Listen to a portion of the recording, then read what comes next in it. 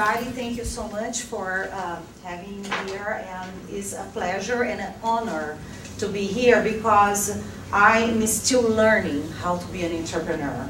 So it's very humbling to be among such accomplished women.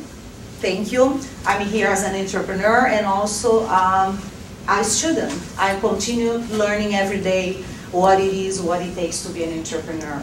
And I could not start without talking first about my parents.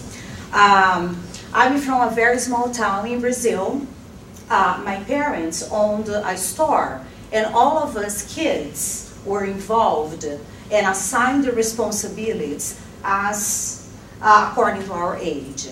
When I was 14, my parents also bought the movie theater in our town. And for my sister and I, they assigned the bonbonniere of the movie theater, you know, the concession counter that you go buy sweets and candies and desserts. And so my sister and I were responsible for the whole thing, the inventory, the organization, the arrangement, the display, and we shared the profits. And we got to do some cool traveling in Brazil and got to know some places, and we were very encouraged to continue working hard in our bonbonniere. So these are my parents. In Brazil, I was a journalist, and I worked almost 8 years as a news reporter, editor, and anchor for several Brazilian broadcasters. This particular one was TV Globo, the largest broadcaster for Latin America. Back in late 90s, I moved to California for personal reasons, and I knew that I wanted to work in the U.S. Brazil relations somehow. I was lucky enough to have those opportunities.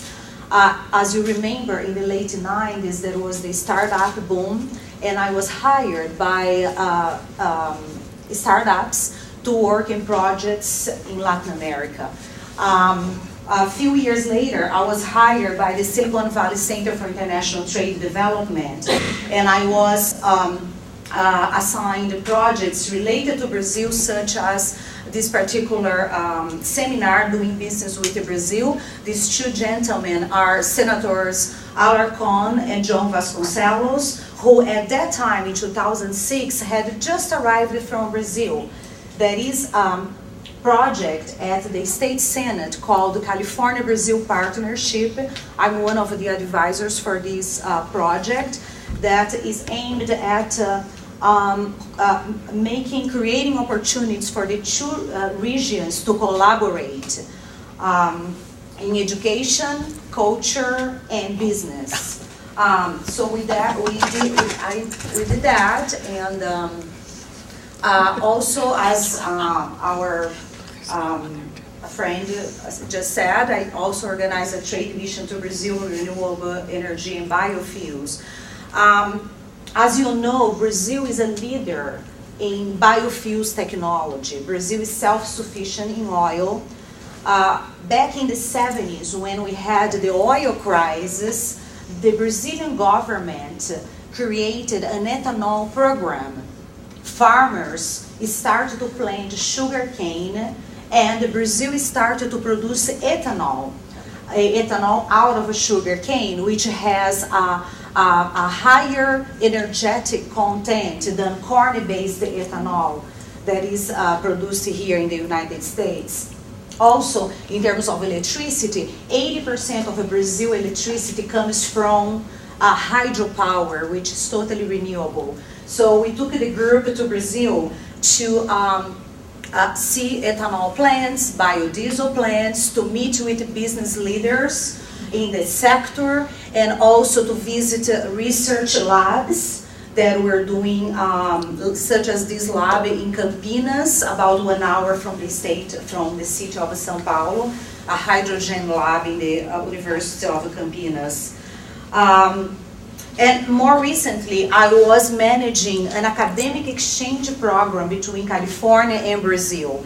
It was a federal grant given by FIPSE, Funds for Improvement of Post-Secondary Education, the goal of this program was to get students involved in the long-term relationship between Brazil and the United States.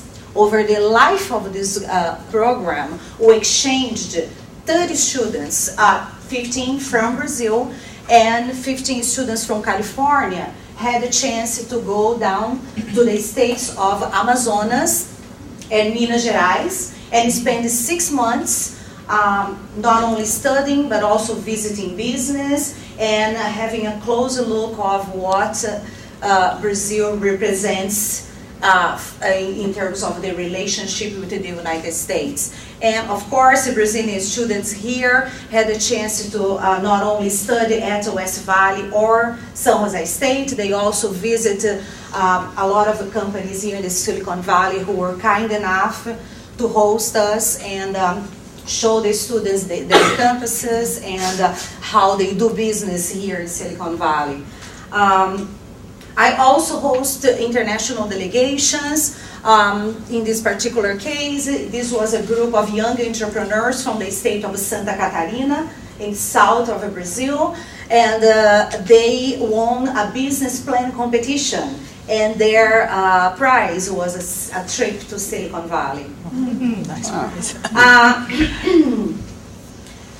So Brazil has been in the radar for quite some time, right? And guess what? Next month, we're going to be hearing a lot more about Brazil. As you may have heard, President Obama announced in his State of the Union address that he's going to visit Brazil next month. I read this week in the Brazilian press that the First Lady and the 2 kids are accompanying him in this trip. I don't know if that's true, but we're going to be hearing way more about Brazil from next month. And there is a reason for that. Quickly, Brazil on a global scale, Brazil has the 5th largest population in the world, and Brazil represents the 7th largest consumer market. With that, there are a wide range of opportunities. Brazil has is the 3rd largest market for PCs, 4th largest cell phone market in the world. And Brazil was chosen to host the 2014 World Cup and the 2016 Olympic Games. And with that, way more opportunities, especially in the infrastructure sector, all the way from new airports and roads to the technology that will serve and make the games to work. So with that, I founded BayBrazil last year. This month is our 1st anniversary. Our long-term vision is to be a conduit for business between the United States and Brazil. We want to be a source of information for companies that want to set foot in Brazil. And we want to connect businesses with their counterparts in Brazil. I want to show you a little bit of what we are doing to be a source of information for companies. Last year, we launched the series Forum on Emerging Economies. You all heard of BRIC, right? Brazil, Russia, India, and China, projected to be the largest economies by year 2050. So we started with a panel on the economy and fiscal policies of Brazil, Russia, India, and China. We invited columnist from San Francisco Chronicle to be our moderator. And then in September, we had a green tech in emerging markets. You see musicians right there. As you know, Brazilians are well known for liking parties, right? And we like to start our events with Brazilian music sometime. So this was the green tech in emerging markets. We discussed what's going on in those countries in clean tech and how that is impacting the U.S. market. And then we had a very exciting panel on social media in emerging markets. We had Facebook, LinkedIn, an investor in the panel, and that was moderated by this gentleman in the middle, which is Mike Cassidy from San Jose Mercury News. And then, so along the way, when we did the Forum on Emerging Economies, what we really wanted is to also build partnerships with organizations that already represent other countries here in the United States. So we became partners with organizations such as GABA, the German-American Business Association, Silicon French, TAI, the Indus Entrepreneurs, and from time to time we organize joint events such as this one, the International Startup Showcase back in November. So for this year, our goal is to focus on Brazil. We are now working on a workshop doing business with Brazil, and we are looking for sponsors and an institution that will offer to be the venue for a conference in Brazil in the 21st century. We want to bring government and representatives from businesses to discuss how Brazil will be positioned in the 21st century. Also, we will continue to offer and do events together with our partners. Our next event will be do's and don'ts of social media. We have a fellow Brazilian panelist from LinkedIn. That's going to be on March 1st, and then on March 29, we team up with Adobe Systems to launch this program, the Global Women's Journey. The first event in this series will be on March 29. We're going to have a diverse panel of business executives that are foreign-born. And this panel will be moderated by BBC reporter Meg Shields. I highly encourage you to attend. I think it's going to be a very exciting discussion. And I also want for you to check it out, BayBrazil. That is a particular page called BayBrazilians that feature professionals, not only Brazilians, but international foreign-born professionals that work with Brazil, either in business or in education or in culture. That's one of my favorite pages in that. Membership is free, and that's my contact information. Thank you so much.